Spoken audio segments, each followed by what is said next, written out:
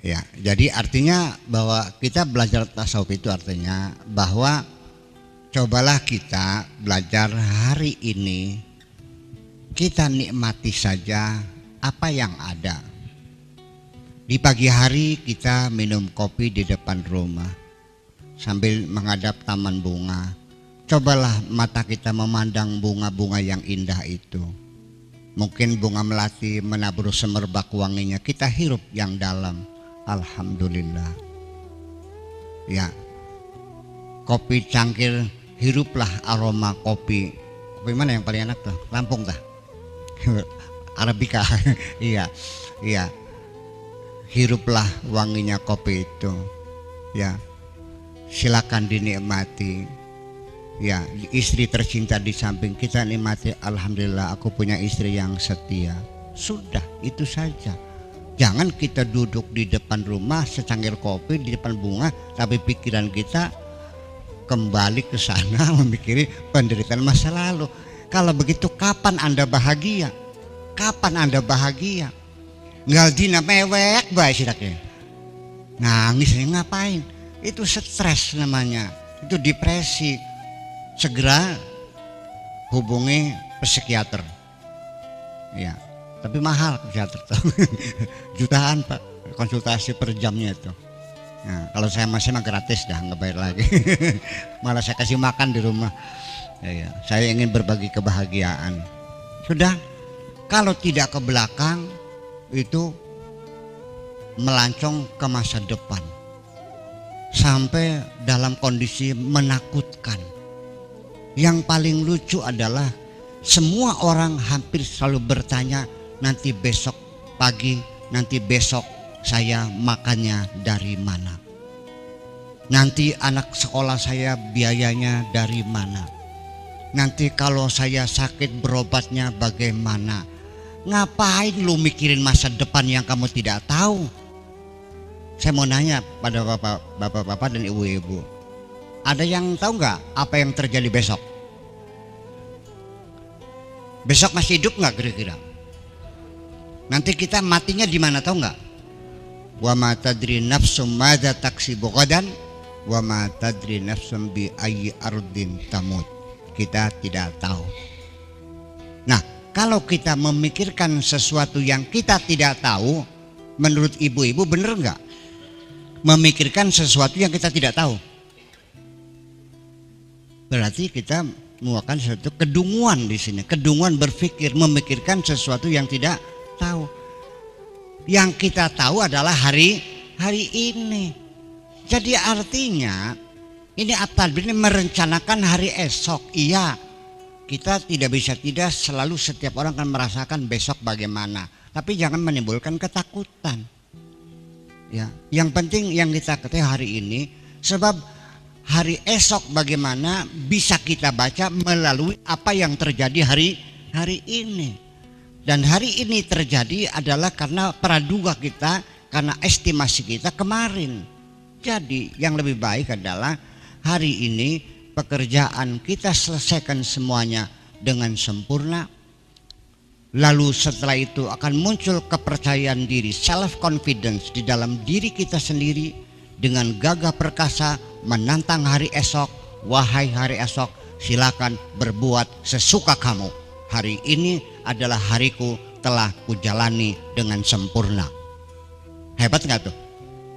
Hebat. Jadi pada akhirnya bahwa ketika kita menyelesaikan pekerjaan hari ini dengan sempurna, itu sama dengan kita mempersiapkan hari esok yang lebih baik. Jangan memikirkan lalu penderitaan, memikirkan masa akan datang menjadi kesengsaraan, hari ininya tidak dinikmati. Ini adalah kedunguan orang berpikir.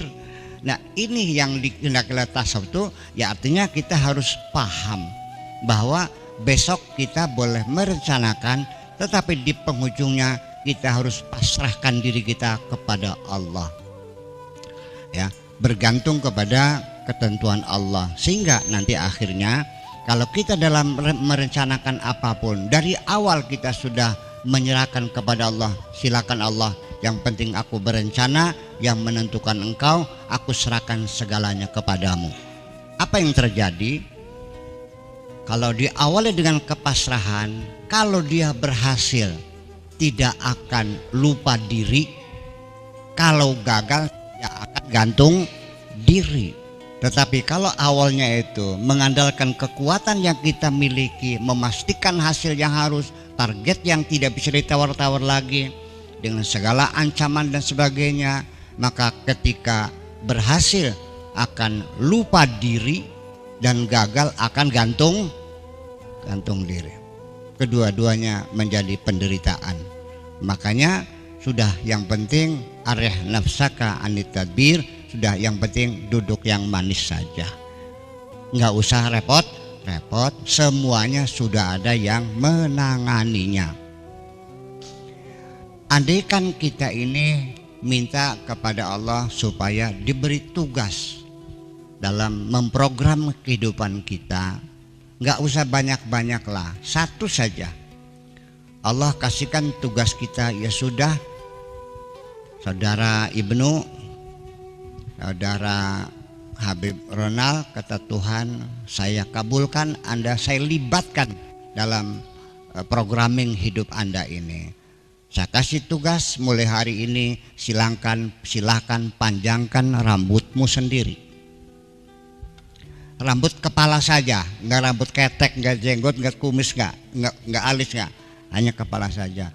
Insya Allah seumur hidup kita tidak bisa berbuat apa, hanya narik rambut saja 24 jam kali 24 jam.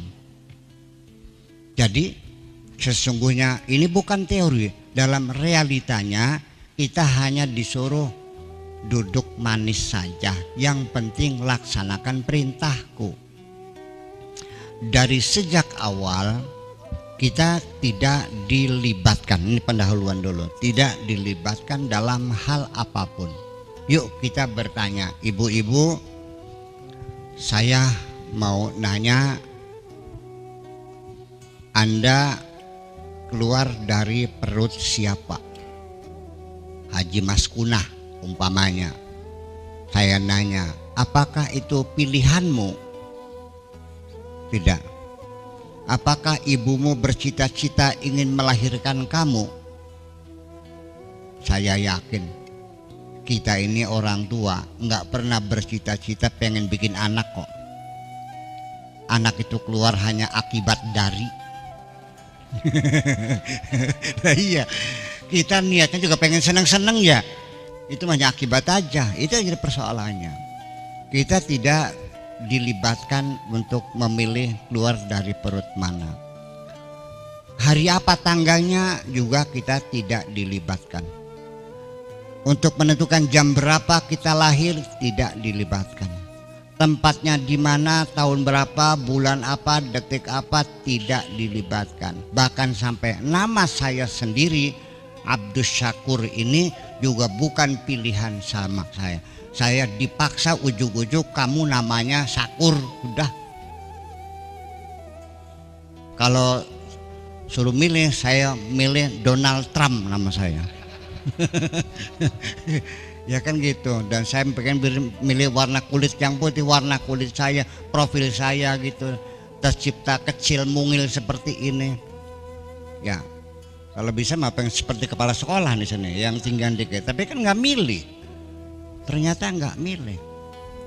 Sampai rezekinya, jodohnya, sampai kesehatannya, sampai nanti kematianku pun tidak dilibatkan. Yang penting duduk manis, arih nafsaka anit tadbir. Masih nggak percaya juga? Percaya nggak? Nah, sampai detik terakhir kita pulang juga tidak akan ada the early warning, tidak ada pemberitahuan awal, tidak ada notifikasi corona, nggak ada.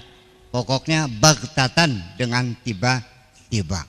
Dan ketika datang saatnya tidak bisa ditunda sedikit pun dan tidak bisa diajukan sedikit pun. Idza jaa ajaluhum la yastakhiruna sa'atan wala yastaqdimun. Tidak bisa tidak, kita pasti akan mengalaminya semua. Dan kita dipaksa oleh Allah harus serahkan semuanya kepada Allah. Mati di mana saja, kapan saja, dan dengan cara apapun. Yang penting engkau nikmati saja. Ya, engkau kulahirkan, ku ciptakan di dunia ini sebagai tempat sementara, dan silakan Anda bersenang-senang. Begitu hebatnya Allah menawarkan, kitanya yang kurang ajar. Walakum fil ardi mustaqarrun wa mataun ilahin. Silahkan untuk sementara tinggal di sini dan silakan bersenang-senang. Kitanya pengennya susah. Ya kenapa? Jadi artinya ketika kita tidak mau duduk manis, ini psikologis. Kalau saya tidak mau duduk manis, selalu memperingatkan Pak Ibnu Hajar, mobil tune up dulu, ganti oli, cek dulu. Artinya beliau akan mengatakan, Buya Syakur masih belum percaya kepada saya. Jadi ketika kita tingkah laku seperti itu, Allah juga akan mengatakan kepadamu, hai manusia, kalau begitu engkau belum percaya kepadaku. Teruji di sini. Iya. Saya mau nanya ibu-ibu, andai kan kena penyakit kanker, mau nggak Bu? Kalau matinya tabrak mobil mau nggak? Ketembak mau nggak? Kalau tenggelam mau nggak? Atau kapalnya jatuh mau nggak? Ya ya mau mati kun marane. Kun marane mau mati, itu namanya tidak mau mati. Yang tidak mau mati, mati enggak? Yang ingin mati, mati enggak? Yang merindukan mati? Itu persoalannya. Jadi kita tidak sadar bahwa selama ini kita tidak pernah mempercayai Tuhan. Hanya mempercayai sekedar ada. Tapi kekuasaannya kita tidak pernah memberikan kepercayaan, jujur saja. Jadi tidak semudah itu kita memusyrik-musyrikan orang. Jangan-jangan kita musyrik sendiri. Ya, tanpa kita sadari. Iya kan? Seperti itu. Jadi artinya bahwa nanti di penghujungnya mah yang mau mati ya mati, yang ngumpet-ngumpet ya mati, walau kuntum fi burjin musyayyadah. Sekalipun kau bersembunyi di benteng yang dicor tebal. Bu, bentengnya cornya cor baja, tebalnya 50 meter. Bayangkan, cor baja tembus nggak? Ketekak berikin gitu. Semua tekak juga. Gak ada masalah. Jadi gimana? Ya pada akhirnya kita serahkan kepada Allah. Ya Allah, aku siap pulang kapan saja, dengan cara apapun, di mana saja dan kapan saja. Yang penting engkau ampuni segala dosa-dosaku. Itu yang paling hebat. Wa qalu sami'na wa ata'na ghufranaka rabbana wa ilaikal masir. Sami'na, siap kami terima segala ketentuanmu. Wa ata'na, dan siap kami taati semuanya. Tidak ada penyangkalan dari kami. Ghufranaka, yang penting ya Allah ampunilah kami. Wa ilaikal masir, karena bagaimanapun aku akan kembali kepadamu. Begitu indahnya dibaca setiap tahlil. Betul nggak? Lah kenapa? Dibaca nggak Bu kalau tahlil? Dihayati nggak?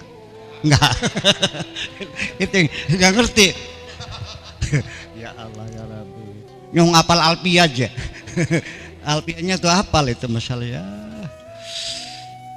Ya, nah makanya ketika kita sudah meyakini seyakin-yakinnya, itulah Tuhan kita. Dengarkan kata Rasulullah, innallaha ja'ala rauha warrahata firrida wal yakin. Nanti kata warabbuka, dan Tuhanmu ya yakhluqu, innallaha ja'ala, Allah akan membuat ar-rauha warrahata, kedamaian dan ketenangan dalam hidup kita ini akan dibuat oleh Allah. Gimana? Firrida wal yakin. Ketika kita sudah ridha dan kita yakin, maka semuanya menjadi nyaman hidup ini. Berbahagialah mereka yang sudah mencapai tingkat ridha dan tingkat yakin yang kokoh, pasti hidupnya akan nyaman dan akan bahagia. Tanpa itu, sekalipun materi berlimpah ruah, yuk kita lihat terlalu banyak orang yang materi berlimpah ruah tapi tidak punya waktu untuk menikmatinya. Bahkan sampai hukuman Allah langsung, harta berlimpah ruah tapi tidak boleh menikmatinya. Ada lagi harta berlimpah ruah tapi hartanya itu menyiksa hatinya sendiri. Sok milih yang mana? Tinggal milih aja. Nah, itulah kenapa, karena dari awalnya kita ada penyangkalan. Jadi sebabnya kita menderita ini adalah karena awalnya kita menyangkal, tidak menerimakan ketentuan Allah. Beli turia wis bokat kudu emang konon selesai kok. Ya udahlah. Ini motivator juga bagus. Ketika engkau gagal, jangan sekali-kali mengatakan gagal. Katakanlah keberhasilan yang belum, ya keberhasilan yang tertunda. Itu juga lumayan. Iya kan, tidak putus asa lumayan. Tapi kalau saya mungkin lebih dari itu dong. Ya kan, jangan pernah mengatakan gagal, tapi Allah memilihkan waktu yang lebih tepat untuk diri kamu. Iya, jadi kadang-kadang keberhasilan kita kalau tidak tepat waktunya menjadi musibah. Ketika saya masih muda, ya kan, masih belum punya istri, masih sendirian, gaji saya besar, ya kan, uang berlimpah ruah. Apa yang terjadi? Masih bujangan, uang berlimpah ruah, apa yang terjadi? Kerusakan pada diri manusia. Percaya enggak? Ibu punya anak masih umur 21 tahun. Dia pegang uang 100 miliar. Kaya-kaya bener enggak, Bu? Yakin enggak dia jadi orang benar? Rusak semuanya itu. Jadi Allah juga mengatur kapan Allah ngasih rezeki kepada kita. Kalau sudah punya istri, sudah punya anak, usia sudah mapan, sudah 40 tahun, sehingga kita bisa mengendalikan emosi. Betul enggak? Jadi ini Pak Hamzah sama Pak Ronald juga, ini ketemu juga kan diatur Allah nih, betul enggak? Enggak pernah duga-duga. Nah makanya jadi kita yang penting bahwa apapun yang gagal itu coba kita tafsirkan sekali lagi supaya jangan ada kekecewaan, bahwa apabila kita sudah ridha, sudah yakin, maka kegagalan apapun tidak akan membawa penderitaan pada diri kita. Saya ingin mengatakan, melihat suami tidur mendengkur menyebalkan gak, Bu? Rungsing beli, Bu? Laki ngorok kayak kebo disembelih. Udah sedang di tengah ngantuk, anaknya ngek nangis lagi, lapar, nyusuin, baru tidur sebentar ngek lagi, kencing, ganti popok lagi, baru ngantuk lagi, ngek lagi, lagi, sampai pagi. Baru ngantuk dikit, burung-burung di pohon cicit, menjengkelkan enggak? Semuanya menjengkel. Kenapa? Karena hatimu sedang gaduh di situ. Percaya enggak? Tapi ketika hatimu dalam kemesraan, dengarkan baik-baik, dengkuran suamimu orkes irama. Ya, iya. Waktu sedang dongkol mah rasanya pengen tak sumpel karo kos kaki kendes. Iya. Dan suara bayi menangis di malam hari, suara yang paling merdu sealam dunia. Dan suara burung berkicau menambah indahnya pagi hari yang cerah itu.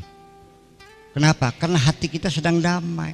Maka jangan pernah kau korbankan kedamaian hatimu hanya karena memikirkan sesuatu yang di luar tugasmu itu. Serahkan saja semuanya kepada Allah. Wa idza azamta fatawakkal 'ala Allah. Jadi kegagalan itu jangan bawa penderitaan, tapi kita terima barangkali ya sudah, barangkali belum rezekinya saya, barangkali bukan nasibnya saya. Itulah makanya sejak awal sebaiknya kita ini serahkan saja biar Allah yang memilih. Karena Allah mengatakan, mau percaya silakan, enggak juga silakan. Innallaha yakhluqu wa yakhtar. Allah yang menciptakan dan Allah yang memilih. Maka lahumul khiyarah, mereka tidak diberi ruang untuk memilih. Tetapi juga sulit manusia untuk tidak memilih, selalu pengennya milih. Padahal pilihan manusia kaedahnya pala pilih bo. Nah, itu peribahasa itu adalah lahir dari pengalaman yang berulang-ulang. Pengalaman kemanusiaan menjadi peribahasa pala pilih boleng. Itu artinya kehidupan sehari-hari terlalu banyak orang yang salah pilih. Betul nggak? Air susu dibalas dengan air tuba, itu peribahasa dari peristiwa berulang-ulang pada kemanusiaan. Banyak orang berbuat baik dibalasnya dengan kejahatan. Jadilah peribahasa air susu dibalas dengan air tuba. Kalau peribahasa Dremayu pada kalau nulung kiri kecempet, anjing terjepit pintu, kita tolong lepaskan malah gigit kita. Nah, itu kehidupan sehari-hari. Jadi kalau kita memang tidak tahu, ibu-ibu kalau tidak paham berlian, sebaiknya konsultasi kepada ahli berlian. Jangan sampai tertipu nanti belinya beling. Buya, saya mau beli berlian, tolong pilihkan mana yang paling bagus gitu. Karena saya kan sudah melanglang buana ke Antwerpen sana. Antwerpen itu tempat penggosokan berlian yang paling hebat seluruh dunia. Antwerpen itu perbatasan Belanda dengan Belgia di situ. Ini pengalaman saya panjang kan gitu. Nah, mas saya dong. Udah comot, oh dia beling gungo. Nah iya, makanya tanya dulu, fas'alu ahla dzikri in kuntum la ta'lamun, supaya jangan pilih. Nah, sesungguhnya kita ini dianjurkan oleh Allah untuk berkonsultasi, minta restu, minta izin dari Allah apapun ketika kita muncul keinginan. Makanya diramu dalam satu ibadah formal namanya sholat istikharah. Itu artinya minta penjelasan dari Allah Subhanahu wa ta'ala. Tetapi nyatanya istikharah tidak pernah dipakai kecuali sekali ketika akan kawin. Kalau milih jodoh baru istikharah ya. Tapi kalau bikin rumah istikharah enggak? Ngelamar kerjaan enggak? Beli tanah enggak? Bikin usaha enggak juga? Jadi Allah kepakainya hanya sekali ketika kita mau kawin. Ini satu realita yang tidak bisa dibohongi. Jadi Allah yang memilih dan kita tidak usah memilih. Artinya begini, andaikan ada orang itu mengatakan bahwa ini kan wajib ikhtiar. Ini saya ketemu dengan ulama syariat. Wajib, oke Pak Kiai, kalau memang ikhtiar itu wajib boleh dah. Kalau wajib saya siap menjalaninya. Lalu kalau ditanya apa pilihanmu, saya akan mengatakan pilihanku adalah untuk tidak memilih. Tidak memilih pilihan bukan? Pilihan dong. Saya serahkan biar Allah yang memilih. Saya yakin pilihan Allah pasti tepat dan pasti yang terbaik bagi saya. Itu persoalannya. Jadi apakah kita bisa menyerahkan, melepaskan ambisi untuk memilih selagi kita masih yakin kita punya kemampuan, kita tetap sadar tidak sadar akan melakukan upaya untuk memilih.